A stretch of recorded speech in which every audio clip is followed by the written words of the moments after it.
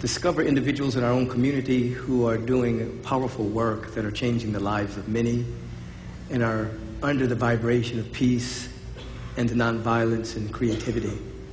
We have an individual that we want to honor today, and I'm going to invite Judy Waters to come forward to introduce this gentleman and his cohorts to the community so you can see the wonderful work that he's doing that we're now holding in prayer and supporting as well, and supporting him.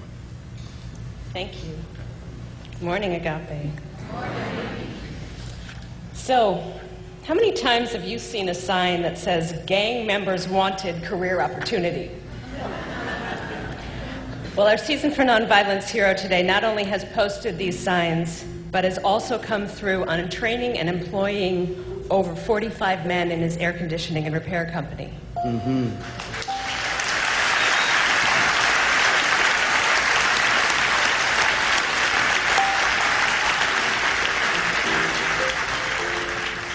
Ed Roche has been a survivor since the beginning. Born in prison to a drug-addicted mother, he sought solace in the streets and in bodybuilding after getting away from his abusive father. A 10-month stint in a Mexican prison on bogus charge of possessing steroids woke Ed up to the special untapped potential of many of his fellow inmates. And there he vowed to make a difference by helping young, disenfranchised men and boys find the work they could be proud of. And he's never held a grudge against his parents for one moment. Give a warm Agape welcome to Ed Roche. Thank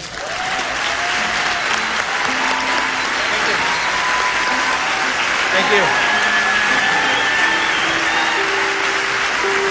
Thank you.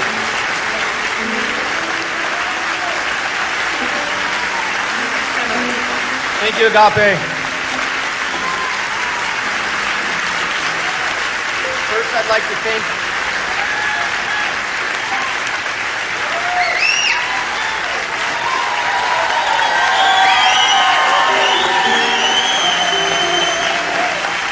Thank you. Thank you. Thank you. Thank you. Thank you. First, I'd like to thank Judy and Justine and Reverend Beckwith and the entire community here. You know, when they told me we had won this award, I did some research, and I went online and I started finding out about Reverend Beckwith, and I thought, this guy's stealing my ideas.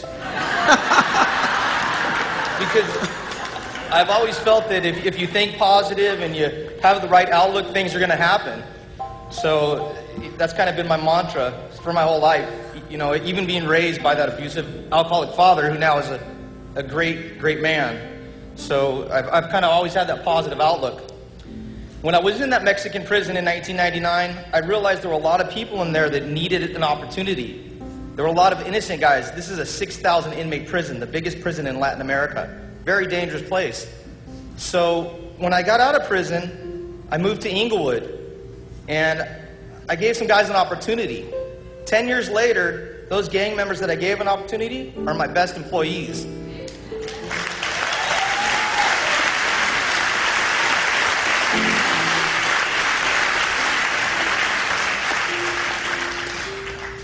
Recently, I did the same thing. I started another class of gang members about 8 weeks ago. And these are some dedicated guys. I mean, we had one guy that was hit by a car in his second week, broke his leg, and he's been coming to class on 2 buses in a wheelchair. So these are really dedicated guys. And we have some pretty phenomenal success stories. We actually have a couple of these gentlemen up here have their EPA cards. Ike, show me your EPA card. This is a federally licensed EPA card, and 9 out of 10 of our first class have got universal, which is the highest certification. And they're all employed now.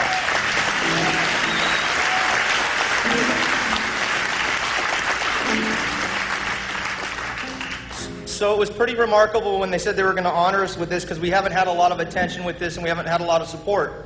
Reachback LA, Chico Brown has helped us. He stepped up and let us use his building. That's Chico Brown right there.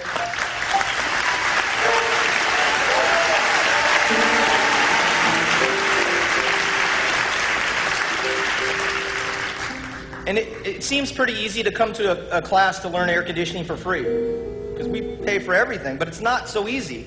Because when you're blue or you're red, and you got to go into a neighborhood that's the opposite, it's pretty difficult. But these guys do that, you know, and they do it 3 times a week. We don't have any absentees, so it's pretty amazing. I don't know a lot about colors, but I can tell these guys, I know one thing. Red and blue, if you put them together, they equal green. So...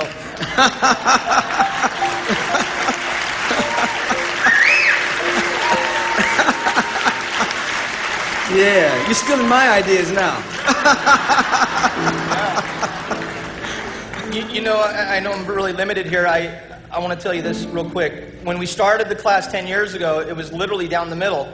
The right side would be the Crips and the left side would be the Bloods. Everybody would have a gun on their lap. And our number one rule was no rounds in the chamber. 5 of those guys work for me today from 10 years ago. But the way we overcame that was we put these guys together on a schematic board where they have to become a team. And then they start sitting together. They start coming together. And it's pretty amazing to see something like that. So I would just like to thank Agape one more time, and we really appreciate it. We really appreciate any support we can get. If you'd like to find out more of what we're doing, you can go to reachbackla.org. That's Chico's organization, and you can find all about our program. Or you can send me an email to patrioteddie@gmail.com, and I'll send you a link. Once again, thank you so much. Thank you, everybody here. Hold on 1 second.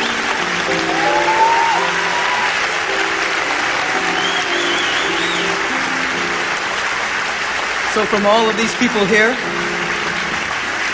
from the Agape International Spiritual Center and our Season for Nonviolence Los Angeles, for your generosity of heart and soul, your brightness of mind, your brilliance of spirit, we gratefully acknowledge Ed Roche for being a place of peace and standing for the principles of nonviolence in our community, presented here on February the 21st, 2010, signed by Candace Carnicelli and Michael B. Beckwith. We want you to have this along with a donation for your continued work. Thank you so much. From the congregation.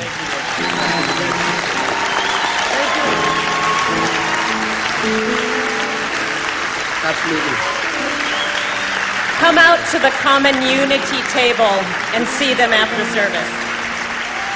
Right after service, as Judy was saying, you can go to the common unity table and meet them, and if you feel so inspired, you can assist or find out more about the organization.